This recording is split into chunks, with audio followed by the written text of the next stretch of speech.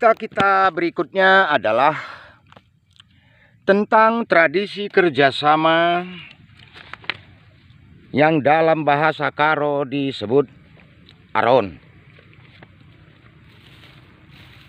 Masyarakat Karo memiliki banyak tradisi yang menarik, yang salah satunya adalah dalam hal bekerja sama mengolah lahan pertanian. Karena seperti yang kita ketahui bahwa suku Karo pada umumnya adalah agraris yang hidup dari bercocok tanam atau secara agraria. Melihat kondisi cara kerja saat ini, kami menjadi terkenang dengan apa yang disebut aron ini.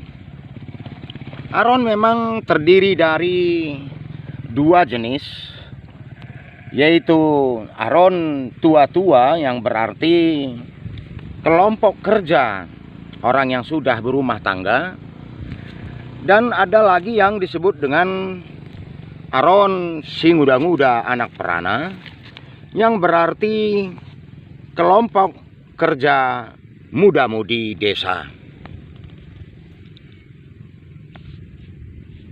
Dalam hal ini, untuk menyingkat cerita, kami akan membahas tentang aron si muda-muda anak perana saja. Dalam kelompok aron ini biasanya terdiri dari 10 orang, dan anggotanya biasanya 5 pemuda dan 5 pemudi.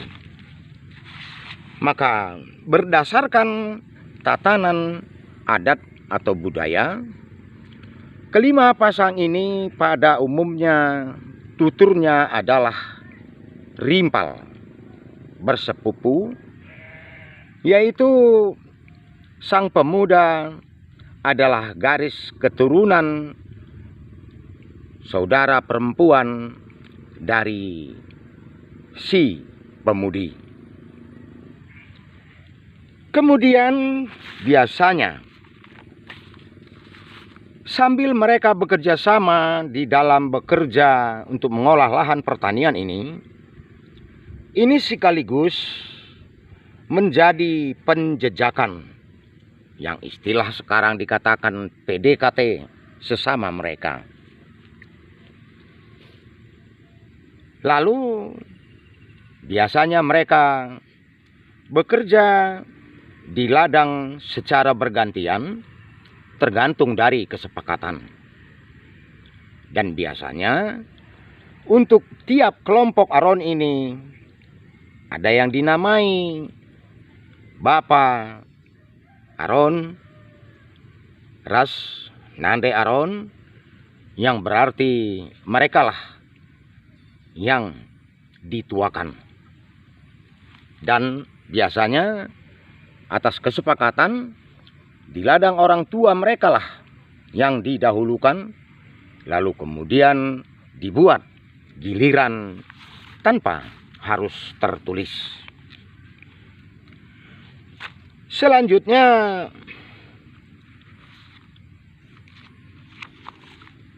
apabila setiap selesai panen, dilakukanlah pesta tahunan yang disebut dengan kerja tahun. Maka secara hari-hari melalui runggu, yang artinya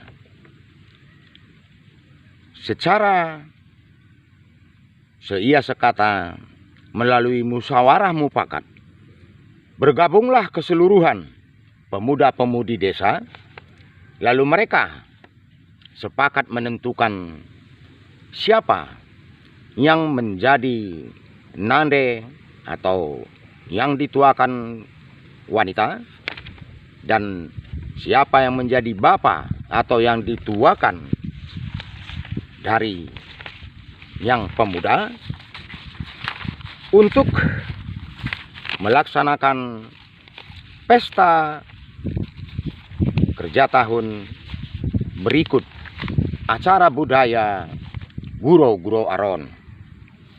Uniknya, secara garis besar atau secara fakta, biasanya Bapak Aron dan Nande Aron ini akan menjadi pasangan keluarga muda. Maka biasanya yang dipilih menjadi Bapak dan Nande Aron adalah pemuda dan pemudi yang usianya di atas yang lain, atau katakan mereka adalah yang senior. Dan biasanya kelompok kerjasama atau kelompok Aron ini juga akan sangat diingat dan dikenang. Maka tidak jarang, meskipun mereka telah pergi merantau jauh, dan pada saat mereka mengenang masa lalu, maka biasanya mereka akan katakan, si Anu, dan si Anu adalah temanku Sada Aron, yang berarti adalah teman saya dalam satu kelompok kerja. Dan ternyata dengan cara kerja seperti ini membuat mereka tumbuh dan berkembang dalam tatanan adat dan budaya, dan juga mempunyai rasa kerjasama yang erat, rasa saling mengayomi, dan rasa saling menyayangi, serta juga rasa saling menjaga.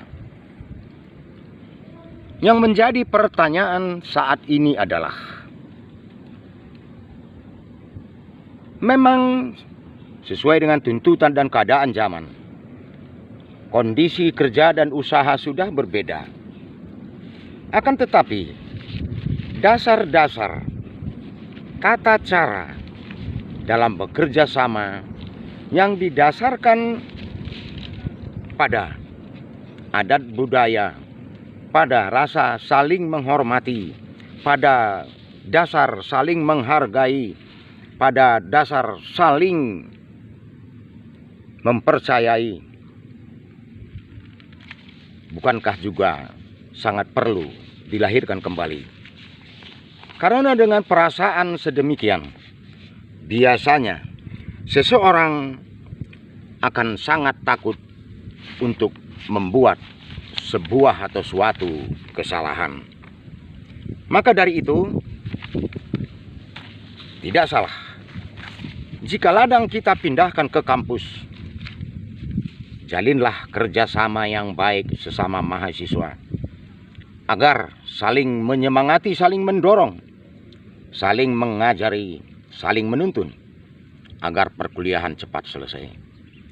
Dan di dalam melaksanakan tugas dan pekerjaan dimanapun juga kita berada, kita anggap mereka sebagai keluarga kita yang harus kita jaga perasaan, kita harus jaga kepercayaan. Tentunya kita dapat bekerja saling mendorong, saling menuntun, dan saling membantu, sehingga segala sesuatunya akan terasa menjadi lebih ringan. Semoga cerita ini bermanfaat. Bujur ras mejuah-juah. Terima kasih.